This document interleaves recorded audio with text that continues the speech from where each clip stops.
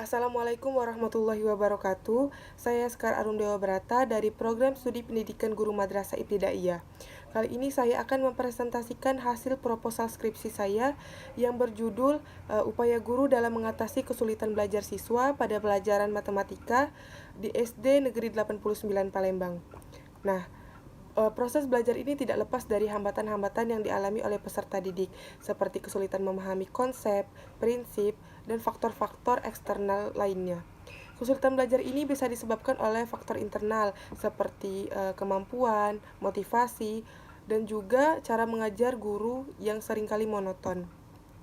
Nah, kesulitan belajar ini merupakan suatu keadaan dalam proses pembelajaran sehingga peserta didik tidak dapat belajar sebagaimana mestinya. Kesulitan belajar ini adalah suatu gejala yang nampak dalam berbagai tingkah laku baik secara langsung maupun tidak langsung. Pada dasarnya, kesulitan belajar ini tidak hanya dialami oleh peserta didik tingkat rendah saja, tetapi juga dialami oleh peserta pada tingkat tinggi. Nah, biasanya kesulitan belajar ini dialami oleh peserta yang berkemampuan rata-rata, disebabkan oleh beberapa faktor tertentu yang dapat menghambat tercapainya kinerja akademik sesuai dengan harapan semestinya. Kesulitan belajar ini biasanya disebabkan oleh faktor-faktor inteligensi yang rendah, akan tetapi dapat juga disebabkan oleh faktor-faktor non-inteligensi. Kesulitan belajar peserta didik akan berdampak terhadap prestasi belajar peserta didik itu sendiri, karena untuk memperoleh prestasi yang baik harus diperoleh oleh perlakuan belajar yang baik pula. Nah, pada proses belajar ini dapat dilaksanakan di sekolah maupun di luar sekolah. Guru dalam melaksanakan perannya yaitu sebagai pendidik, pengajar, administrator, dan juga sebagai pemimpin harus melayani ataupun membimbing siswa itu sendiri dengan kesadaran, keyakinan, kedisiplinan, dan tanggung jawab yang tinggi. Belajar adalah proses perkembangan peserta didik, baik fisik maupun psikisnya. Nah, belajar ini proses yang dilakukan setiap orang dalam memperoleh pembaharuan dari tingkah laku secara keseluruhan yang dapat dilihat dari pengalaman itu sendiri. Dalam matematika, siswa diajarkan untuk berpikir menggunakan nalar dan juga akal. Nah, sifat dari matematika ini adalah abstrak atau tidak nyata yang dapat berupa simbol-simbol. Pada anak sekolah dasar, pembelajaran ini dapat diterima siswa dengan cara melihat, melakukan, merasakan, sehingga memudahkan mereka dalam memahami pembelajaran itu sendiri. Nah, dalam belajar menghitung untuk pemula sekolah dasar kelas 1, diantaranya siswa itu diajarkan menghitung, pengurangan penjumlahan. Nah, itu biasanya sebagai basic dari pembelajaran matematika. Nah, guru harus mempunyai taktik dalam proses pembelajaran itu, sehingga memudahkan siswa dalam memahami pembelajaran di dalam kelas. Pembelajaran matematika ini melatih kerja otak untuk cepat tanggap dalam berpikir logis, kreatif, dan juga membuat siswa aktif dalam proses pembelajaran. Menghitung dalam matematika untuk pemula kelas 1 SD harus diberikan pengertian bahwa dalam pembelajaran itu tidak ada yang sulit ataupun tidak ada yang tidak bisa dikerjakan. Nah, dari pengertian-pengertian inilah yang kita harus tanamkan kepada mereka sehingga mereka tidak berpikir bahwa matematika itu adalah pembelajaran yang sulit dan tidak ada pemecahan masalahnya. Motivasi awal untuk pembelajaran ini yaitu untuk membangkitkan minat belajar dan menekankan kepada siswa bahwa tidak ada pembelajaran yang sulit. Siswa memerlukan motivasi belajar untuk terus lanjut dan terus berkembang. Faktor lain yang dapat menghambat keberhasilan siswa adalah faktor eksternal. Nah, faktor eksternal ini dapat berupa fasilitas di dalam kelas, yaitu berupa papan tulis ataupun alat peraga, dan juga media atau sarana di dalam kelas itu sendiri. Nah, di sini batasan masalah yang saya ambil mengingat luasnya ruang lingkup, maka masalah yang dibahas dalam penelitian ini adalah yang pertama, kesulitan belajar siswa dalam memahami pembelajaran matematika untuk kelas 1 SD. Yang kedua, faktor-faktor yang mempengaruhi kesulitan belajar siswa di dalam kelas pada pembelajaran matematika. Yang ketiga, strategi atau upaya guru dalam mengatasi kesulitan belajar siswa di dalam kelas pada pembelajaran matematika. Nah, rumusan masalahnya dari latar belakang masalah, maka dapat diambil rumusan masalahnya, yaitu yang pertama, apa saja kesulitan belajar yang dialami peserta didik dalam pembelajaran matematika kelas 1 SD. Yang kedua, apa saja faktor-faktor yang mempengaruhi kesulitan belajar peserta didik pada mata pelajaran matematika kelas 1 SD. Yang ketiga, bagaimana strategi atau upaya guru dalam mengatasi kesulitan belajar siswa pada mata pelajaran matematika untuk kelas 1 SD. Nah, tujuan dari masalah ini yaitu yang pertama, untuk mengetahui kesulitan-kesulitan belajar yang dialami peserta didik dalam pembelajaran matematika. Yang kedua, untuk mengetahui faktor-faktor yang mempengaruhi kesulitan belajar peserta didik dalam pembelajaran matematika untuk kelas 1 SD. Dan yang ketiga, untuk mengetahui strategi atau upaya guru apa saja dalam mengatasi kesulitan belajar peserta didik dalam pembelajaran matematika untuk kelas 1 SD. Manfaat penelitian ini yaitu yang pertama, bagi guru, penelitian ini dapat dijadikan sebagai informasi, yaitu suasana belajar di kemudian hari yang dapat dikembangkan menjadi lebih baik. Yang kedua, bagi siswa, yaitu dapat memberikan informasi apa saja atau sejauh mana siswa itu dapat menguasai materi pembelajaran pada matematika. Dan yang ketiga, bagi sekolah dapat memberikan sumbangan pemikiran yang bersangkutan untuk mengatasi kekurangan-kekurangan yang terjadi. Yang keempat, bagi peneliti sendiri, yaitu semoga peneliti ini menjadikan tinjauan pustaka untuk menjadi penelitian yang relevan. Nah, pada kerangka teorinya, di sini saya menjelaskan tentang pengertian dari belajar.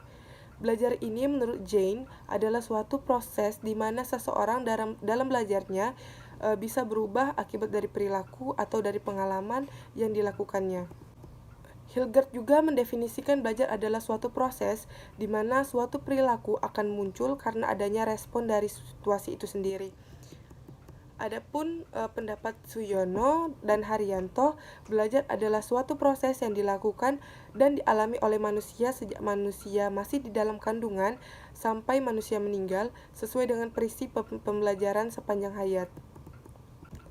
Nah, dari pendapat-pendapat tersebut, maka dapat disimpulkan bahwa belajar adalah proses atau usaha yang dilakukan manusia untuk memperoleh suatu perubahan tingkah laku, baik pengetahuan, keterampilan, ataupun melalui latihan.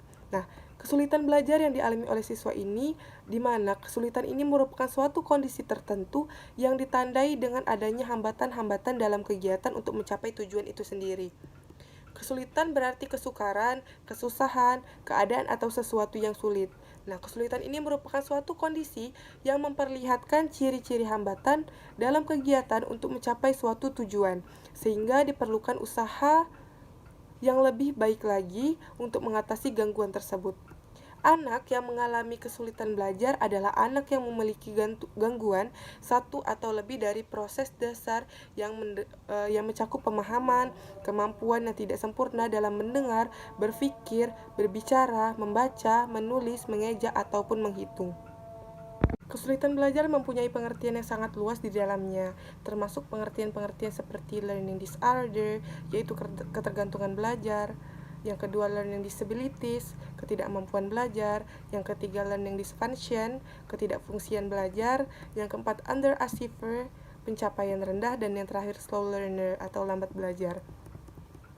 Nah, kesulitan belajar ini pada dasarnya adalah suatu gejala yang nampak dari berbagai jenis tingkah laku, baik secara langsung ataupun tidak langsung.